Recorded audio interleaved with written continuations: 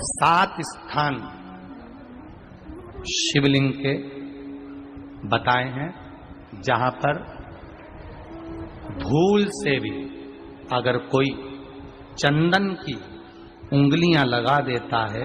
7 स्थान ऐसे हैं जहां चंदन की मात्र उंगलियां लगा देने से ही शिव पितृलोक के पितरों को मुक्ति प्रदान करके वैकुंठ लोक का निवास दे देते हैं। 7 स्थान।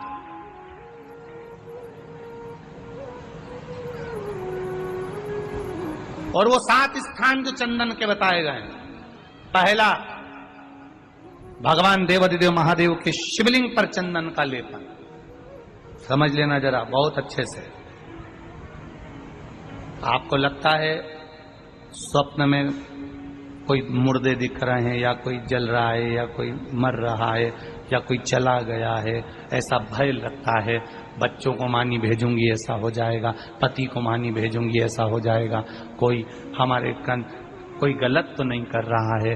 आपको लगता है 7 स्थान चंदन के बताएं महाराज। पहला शिवलिंग, दूसरा जहां गणेश जी का स्थान है, मालूम है ना सबको? जम के बोलो जरा, मालूम है ना सबको? जहां गणेश जी का स्थान है वहां अलग से गणेश जी बैठे, वहां नहीं। शिवलिंग में जलाधारी के ठीक सामने राइट में गणेश, लेफ्ट में कार्तिकेय, बीच में अशोक सुंदरी। तो पहला चंदन बाबा के शिवलिंग पर, दूसरा गणेश जी पर चंदन की उंगली, तीसरा षडानंद कार्तिकेय पर चंदन की उंगली, चौथा अशोक सुंदरी पर चंदन की उंगली, पांचवा जलाधारी पर चंदन की उंगली, छठा जो शिवलिंग का जल बह रहा है इसके ठीक विपरीत की ओर चंदन की उंगली, और 7वां चंदन नंदी के मस्तक के ऊपर जो 2 सींग लगे रहते हैं उस पर चंदन की उंगली। ये कब लगाई जाती है? या तो अमावस्या के दिन। आपको लगता है कि हमारे पूर्वजों का उद्धार नहीं हुआ, हमारे पूर्वजों का कल्याण नहीं हुआ, कहीं अधोगति में कोई चला गया है, उसका बस एक बार, रोज नहीं जरूरत है, प्रतिदिन जरूरत ही नहीं, महीने में एक बार अगर अमावस्या के दिन भी आपने चंदन के थोड़ा सा चंदन अगर मेरे देवाधिदेव महादेव को 7 स्थान पर समर्पित किया है। अशोक यहाँ पर वर्णन कर रही है, मैना, धन्य और कला की कथा कर रही है। तीनों ने सनकादि ऋषियों से मांगा।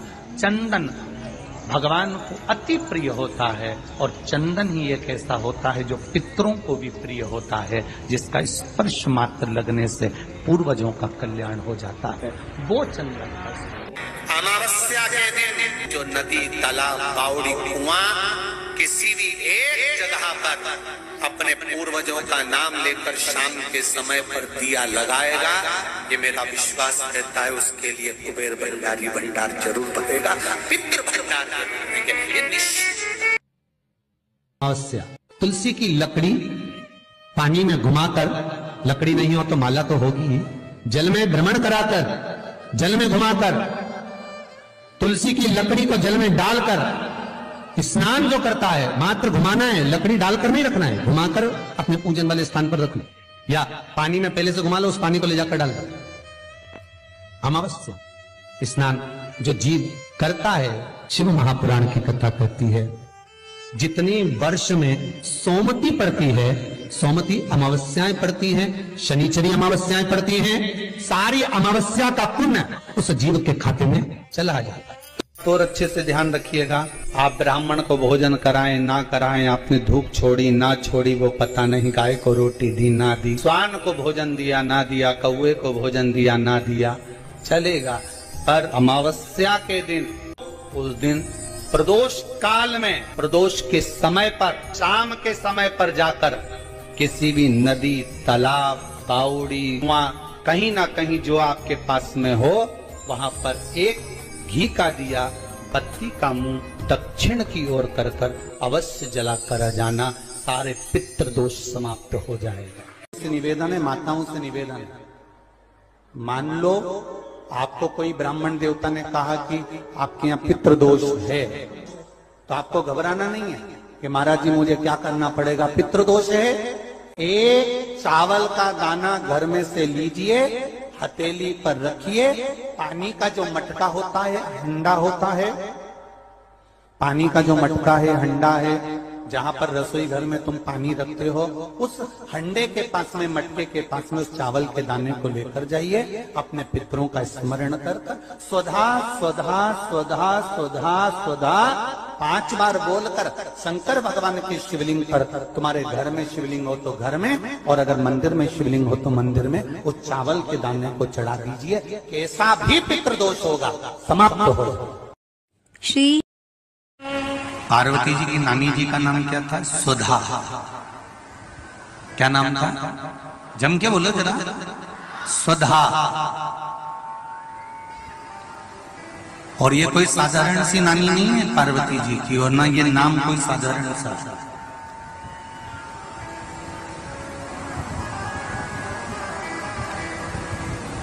ये वो सुधा है जो पितरों की धर्म पत्नी है, और पितरों की धर्म पत्नी है। अगर घर में, और तुम्हें लग रहा है कि मैं 1 रुपए कमा रहा हूं, 100 रुपए खर्चा हो रहा है, या फिर घर में क्लेश बना हुआ है, या घर में बीमारियां बढ़ी हुई है, तो एक काम करना प्रारंभ कर दो। शिव जी के मंदिर में एकादशी के दिन जब आप जल शंकर को चढ़ाने तो रोज ही जाते हैं, जब एकादशी का दिन रहे और शंकर जी के मंदिर में आप जल समर्पित करें, तो 3 बार मुख से स्वधा स्वधा स्वधा या स्वधा स्तोत्र का पाठ, जिसमें 12 श्लोक ब्रह्म वैवर्त पुराण के अंतर्गत प्रकृति खंड में ब्रह्मा जी द्वारा स्वधा स्तोत्र के पाठ का महत्व बताया। कोई कहे कि सियोर वाले महाराज ने ये स्वधा स्वधा स्वधा मंत्र कहां से दिया, तो आप उसको बता देना। ब्रह्म वैवर्त पुराण के प्रकृति खंड में से ब्रह्मा जी ने इस स्वधा स्तोत्र पाठ को प्रकट करा और स्वधा के मूल मंत्र का स्मरण कराया। इसमें 12 श्लोक हैं स्वधा स्तोत्र में। अगर स्वधा स्तोत्र नहीं पढ़ सकते तो 3 बार मुख से क्या बोलना है? जम के बोलो जरा। स्वधा स्वधा स्वधा।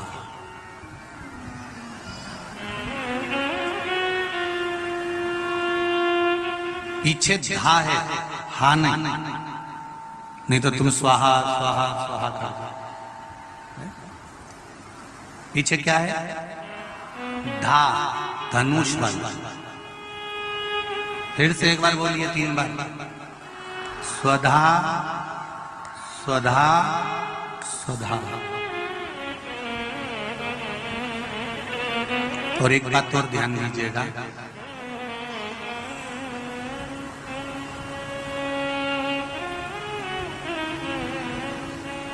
यदि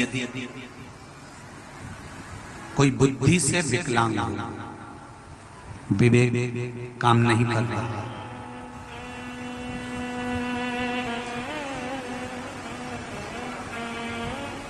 अगर विवेक काम ना कर रहा हो, माइंड से कोई कमजोर हो, तो जब स्वधा के नाम से आप शंकर भगवान को जल समर्पित करें,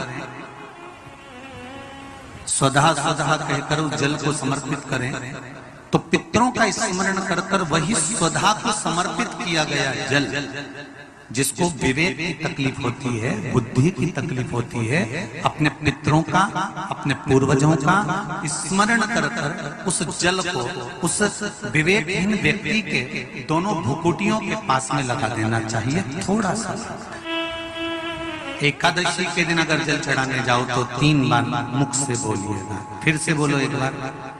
स्वधा स्वधा स्वधा।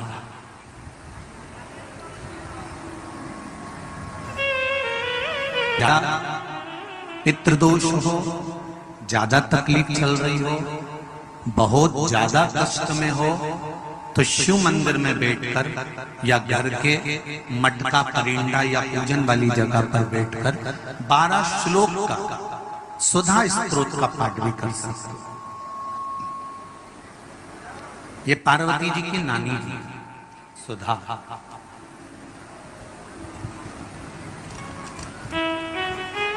जो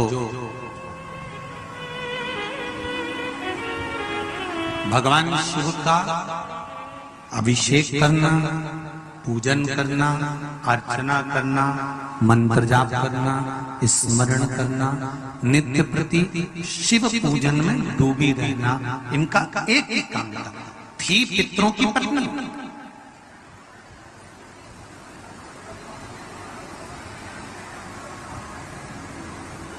हैं पितरों की पत्नी,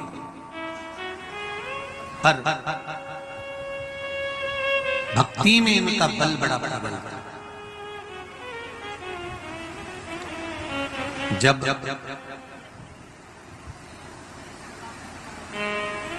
मैनावती के गर्भ से गंगा मैया का जब प्रागट्य हुआ था और प्रागट्य होने के बाद में संतान आगे नहीं हुई, तब माता मैनावती ने सुधा माता से पूछा था कि माँ मेरे गर्भ से और संतान नहीं हो रही। तब सुधा ने उनको शिव आराधना का भाव बताया था। तब मैनावती के गर्भ से पुत्र हुआ था जिसका नाम मैनाक पर्वत हुआ था।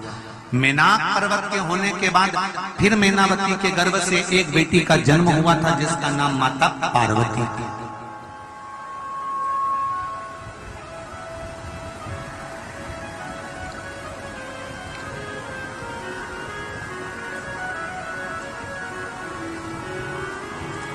तब उनका नाम माता पार्वती।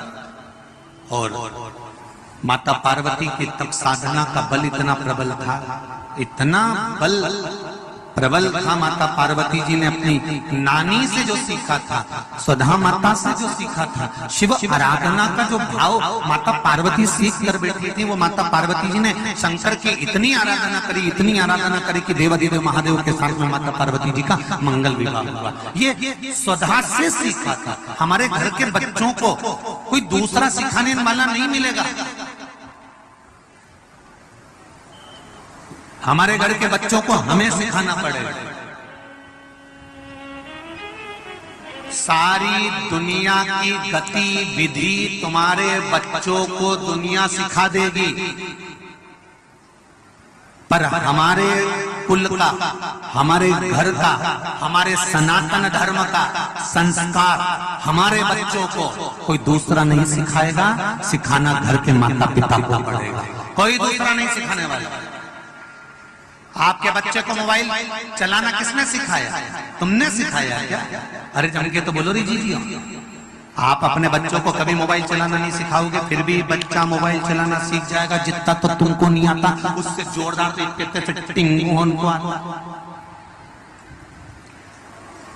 उसको किसी ने सिखाया? जम के बोलो जरा। नहीं, अपने आप सीख गया। क्योंकि आज की जो जनरेशन है, आज के जो बच्चे हैं, इनको कुछ सिखाने की जरूरत नहीं होती। आज के बच्चे अपने आप टीवी देख देख के, जो माताएं दिन भर डॉक्टर कह देता बेड रेस्ट करो, और बेड रेस्ट मतलब पलंग पे पड़ी रहो, दिन भर नाटक देखती रहो, तो नाटक देखते देखते देखते देखते देखते देखते वो अंदर से जो देख रहा। श्री शिवानमस्तुभ्यम, हर हर महादेव। दोस्तों, जैसे कि गुरुजी ने अमावस्या के दिन का उपाय बताया है, इतने उपाय में से जो भी उपाय आपको सरल लगे, करने में जो भी आपको सही लगे, उस उपाय को आप लोग जरूर करिएगा। जितने भी पितृ दोष आपके घर में होंगे सब समाप्त हो जाएगा, पितरों को शांति मिलेगी। अमावस्या का दिन जो होता है ये पितरों का होता है। तो जैसे जैसे गुरुजी ने चावल का उपाय बताया, 7 चंदन का उपाय बताया, और जैसे गुरुजी ने और जो सारे उपाय बताए, इन सब उपायों को आप ध्यान से सुनिएगा, और जो समझ में आए, आपको सरल लगे, उस उपाय को आप अपने पितरों के लिए जरूर करें, जिससे कि आपके घर में शांति बनी रहे, सुख संपद धन संपदा बनी रहे। श्री शिवाय नमस्तुभ्यम। दोस्तों, मिलते हैं नेक्स्ट वीडियो में नए उपाय के साथ। तब तक के लिए हर हर महादेव। अगर आपको शिव महापुराण से जुड़ी जानकारी आपको चाहिए, या आपको जो भी उपाय करना है, आप हमारे चैनल को सब्सक्राइब करें, जिससे कि जो भी हम वीडियो या उपाय डालें आप तक जल्दी से पहुंच सके और उपाय को आप कर सकें। अब वीडियो को ज़्यादा से ज़्यादा शेयर करें, कमेंट करें। हर हर महादेव।